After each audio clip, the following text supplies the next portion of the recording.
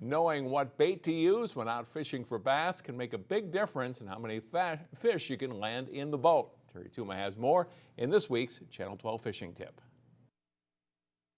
Wacky worms are one of the most productive methods of catching large and smallmouth bass under tougher bite conditions. As of today, I really witnessed no results with spinnerbaits or crankbaits, but guess what? The wacky worm is extremely productive.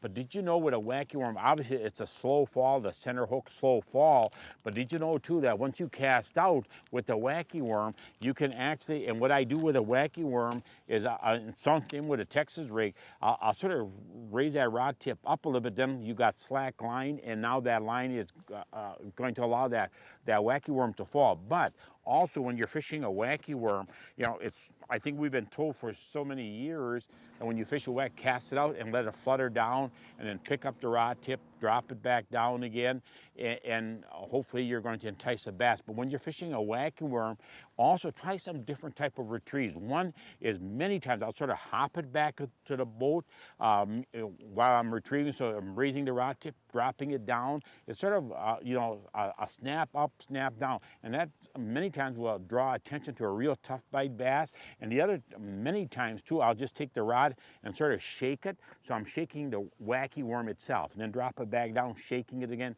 drop it back down. So what we want to do, don't just get into this format of just lift, drop, working extremely slow.